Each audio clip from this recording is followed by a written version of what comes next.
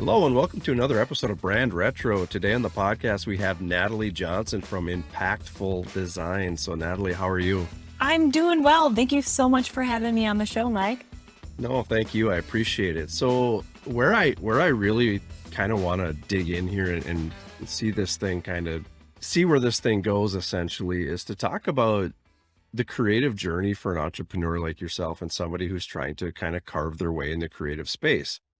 I'll set you up by saying that, what we do is it's hard and it's muddy waters. There's a lot of people out there that do logos and graphics and websites, and it's hard for the person trying to carve that path and build that business. But I think it's equally as hard for the clients to know, well, who's good, who's not. This guy's $50, this guy's 500.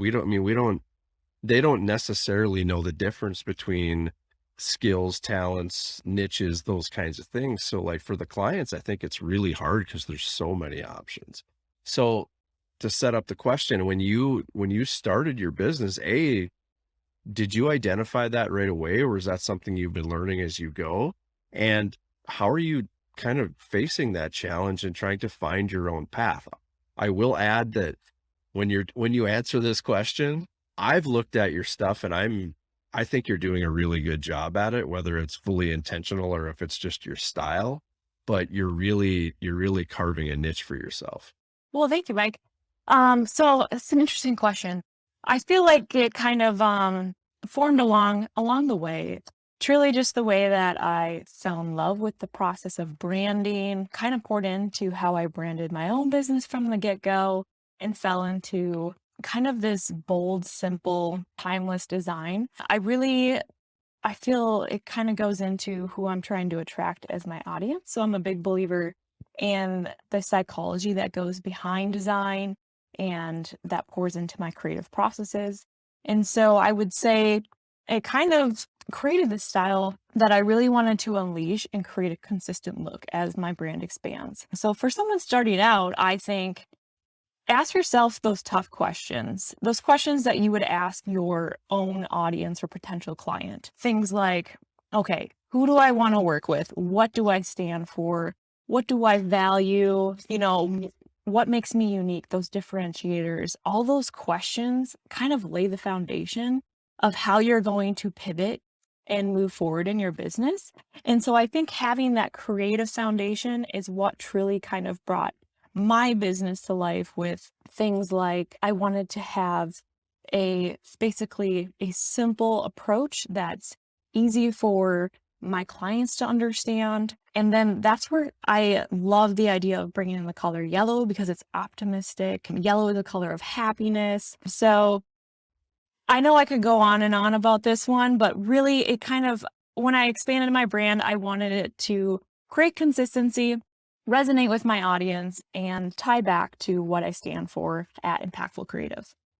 Yeah. And just to key in on something you were talking about there is, I think in this industry, and I think a lot of times the clients don't know the depth behind building a brand. I think they think a logo is a brand. I think they think, graphic design, what's the difference? I mean, I just don't think that they think through it. And you talked about, kind of peeling back those layers of the individual and what they're looking for and kind of creating something authentic. Now, I'll preface this with saying that I think the word authentic gets overused in our industry, and it means different things to different people.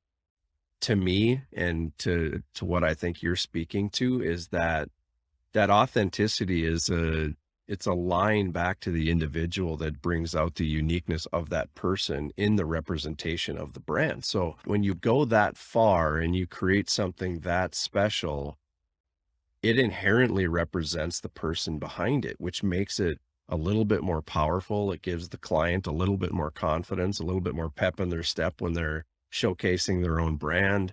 And I think it's a next level approach to creating a brand, creating a logo, creating all the collateral and the marketing pieces that go with it. Like, there's a tightness to it. And if that can be consistent and that can be represented accurately, I fully believe that when these people go out, they go out their front door to sell their business or pitch their service or do what they do, they're just going to hit more home runs all day long. Absolutely. I couldn't agree more. You summed it up really well.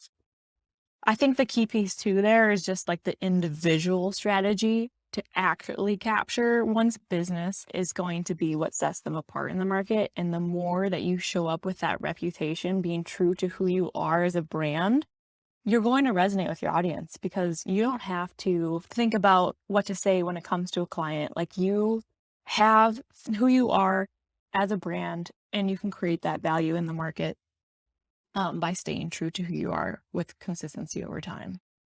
Yeah. What are your thoughts on the personal side of branding? So like I have people that come to me that like, hey, I don't want my face on anything. I just want the brand to be the brand. I have people that come to me and, they want a personal brand. They want their name in lights. They're going to do all the, the photo shoots, all these different things. They're okay with being in front of it. And then you have people that are kind of a mix of the both and they're a little hesitant to, like, I don't know if I really want to be on TikTok. I really don't want to do Facebook Lives. Like they don't want to represent. So what are your thoughts on that? And what do you see with your clients? And then again, to preface things, that's one of the things I liked about your brand. I think there's a definitely a tightness on the design quality. I mean, it's very, very organized, very straightforward, and I like it. But it's pretty obvious that you put yourself into it. Like you are like, okay, I'm part of this whole thing. I'll be the show pony here and make sure everybody knows who's behind this, which is it takes guts. And I think that's not for everybody, but for those who adopt that, again, I think it adds a little bit more to the authenticity piece of the brand. So back to the question, what are your thoughts on that? What are you seeing, with your clients? How do you help them through that process? Absolutely. Well, I think it's specific to what your goals are as a company. So if you're working with a company that might be, let's say in like the financial industry, you might not need a personal brand as much. You might need like a more of a we team to sound more like an organization that is professional and has the expertise that your client needs. So I think it depends who you're speaking to. But I do think a majority of brands want to create some kind of personable experience because we as humans just are thriving in or wanting a human experience when it comes to the brands we're interacting with. We want to resonate with them. So for me personally, I did want to show my face because I back the work. And as I transition into more of a we over time and I have contractors under me, I think it's important to start pulling those individuals into the brand. But I'm not afraid to show my face because I am an active role in the company. And I want to help people show their faces to their audience too, because I think that creates a relationship with clients. And I'm a big believer in not creating transactions, but creating relationships because our world has come into this personal experience, everything from social media. How can you show up with being on brand and speaking about your brand, whether it's through a post, through a video, a reel, you name it. And so when it comes to my clients and they're unsure, I think it might come down to helping them step outside of their comfort zone so that their brand can thrive and so that their audience can truly resonate and see who they're working with at the end of the day. Yeah, you're So speaking my language. Yeah, I couldn't agree more. And I would add that it depends on what your role is. You know, I have clients that, for better or worse, the train's left the station. Like they are known by their name. They are known by what they personally have done in the industry. And when the discussion happens, like, well, is it a we, not me kind of a mindset? And it's like, well, I think it can be a we when it comes to executing, but you're already known for it. I don't know that you want to give that up or take a step back from that because you already put the work in. You're already there. You've got the credibility, the recognition, so steer into it. So I think it absolutely. depends. Yeah, it kind of depends. And I think it's okay to do that, personally. And again, if you agree or have a similar situation, let me know. But personally, I kind of had to do that. There was a long time in this process for me, or at least the first probably 3, 4 years, I did everything I could to stay out of the limelight. Like I didn't want my name associated to it. I wanted to be behind the scenes. And I don't really know why I wanted that. I just wanted that. And at a certain point, it got to be unavoidable that like I was the one doing, a lot of the face-to-face stuff. I was the one, doing a lot of the relationship building. And it just kind of happened where it's like, well, I guess I'm already 2/3 out there. The last third is to just kind of own it. And that's kind of what I had to do. And it's fine. Like I'm okay with it. It's just I resisted it for a long time. And, I think a lot of clients go through that. They don't understand, or they don't maybe recognize their own credibility, or the fact that they're already 2/3 of the way there. Absolutely.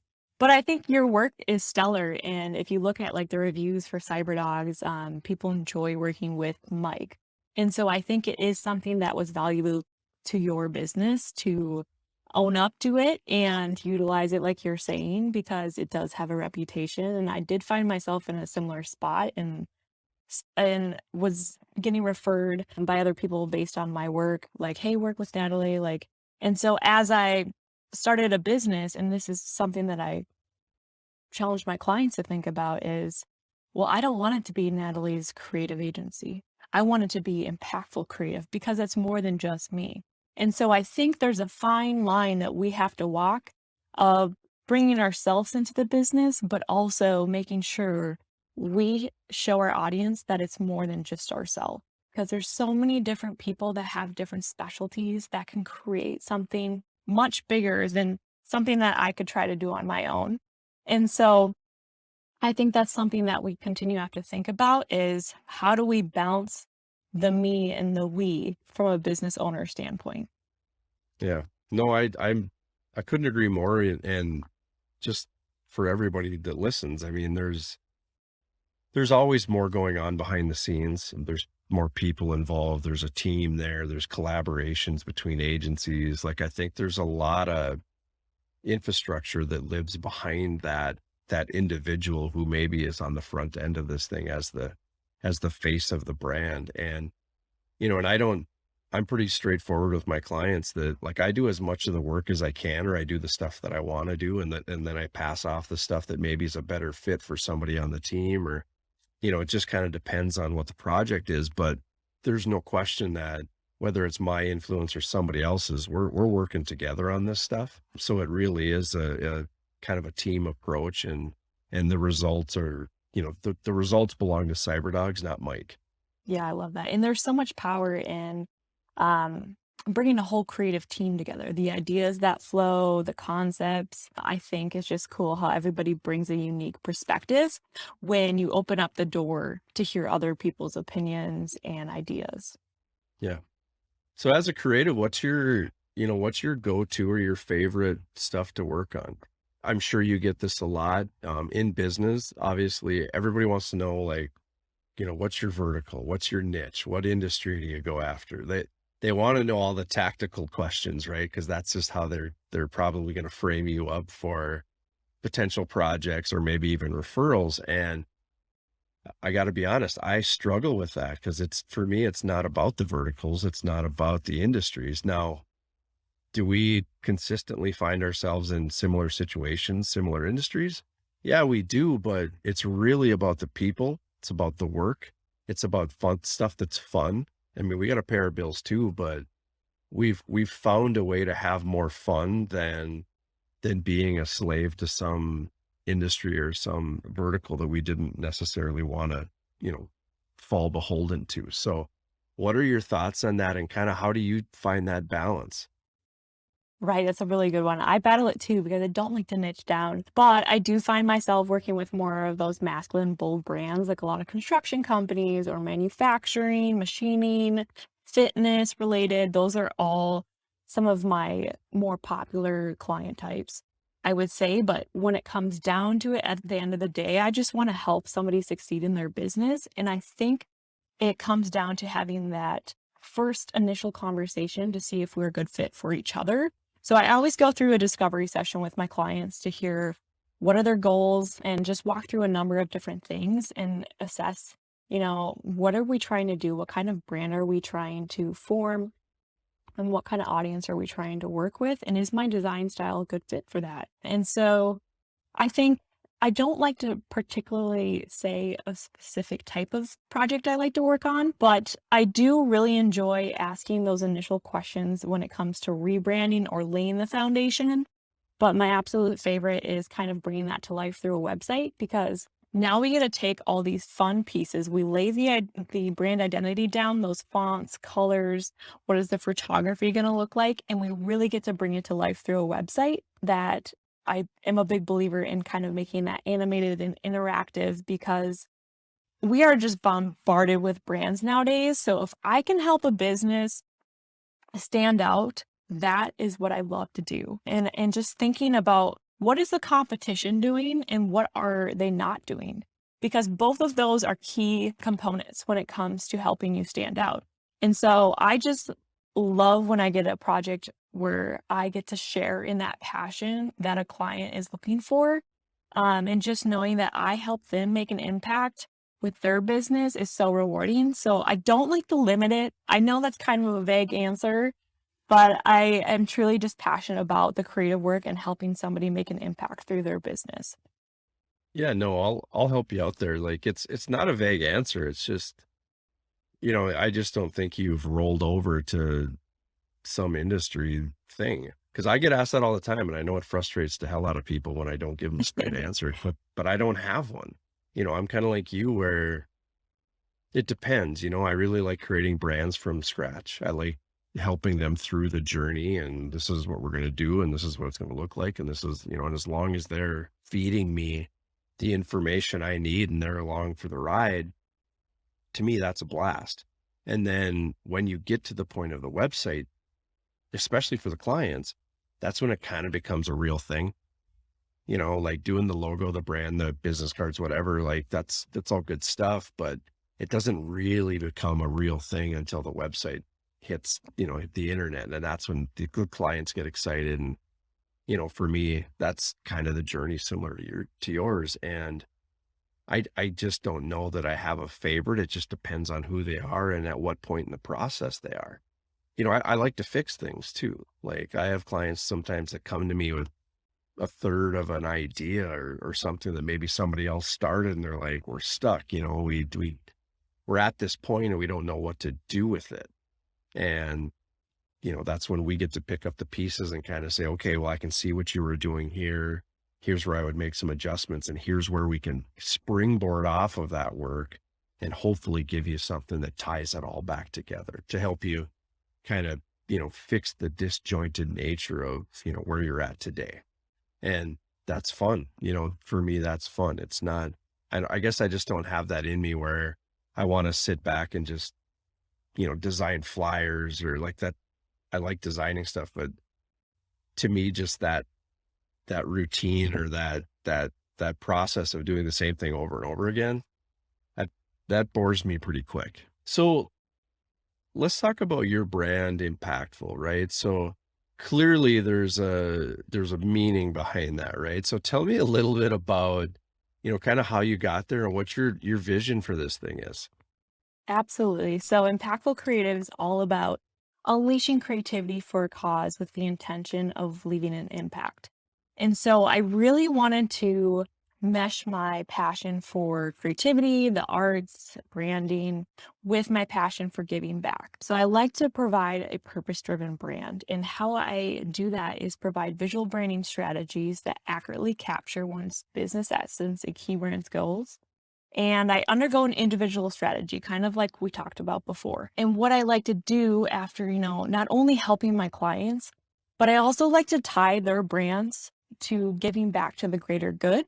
And that's really where the name kind of comes in because impact means having a great force on something or someone. And so I actually donate a portion of my profits to a village I work with in Africa. I'm a missionary out there. So that's where the creativity for a cause really comes in. I provide food, leaving people saying I'm packed full, which is where the name kind of really ties in as well. So I'm a big believer in providing business that's purpose driven. And if I can help a company make an impact, that's cool in their industry, but also they're a part of something bigger in this world. And together we can do some incredible things. And so that is kind of what my brand encompasses. Yeah, no, I definitely get that vibe from your website, and I would say that it's very similar to CyberDogs in that, I believe if you just do the right things and you're finding ways to create impact and to create positivity through your work, help clients, like if you have an all ships rise with the tide mentality, the business piece, the finances, that just takes care of itself. And it just drives the business forward in a very purposeful way. And I think the other part that, that's important to note there is it attracts the right kind of people. You're attracting people who value relationships versus transactions. Right, right. And I've had people even tell me they've chosen to work with me because of the values that I stand for and the fact that I do give back. Because what's cool is when we have those conversations, we get to know each other. Maybe somebody resonates with that, and maybe it strikes their business to do something for the greater good as well. So it's cool the meaningful conversations you can have through a platform, through a brand. Nice. So Natalie, where can they follow you and find more information about Impactful? Absolutely. You can come check out my website at impactful.com, and I spell it a little funny. So just think of filling bellies full of foods, leaving people saying I'm packed full. So it's impackedful.com. And then my Instagram handle is impactful. You can search me on the web. I'm also on LinkedIn and Facebook. I would love to connect. All right. Thanks, Natalie. I really appreciate the time. Yeah, thank you so much for having me, Mike. It was such a pleasure, and I'm a big fan of CyberDogs and all you guys have in store. Oh, you're too kind. We'll have you back on again. This was a great conversation, and I'm sure we'll be hearing from you in the future. Awesome. Thanks, Mike. If you'd like to learn more about CyberDogs, share your thoughts, or even ask a specific question about this episode and/or the brand retro mindset, contact me directly at mike@cyberdogsmarketing.com.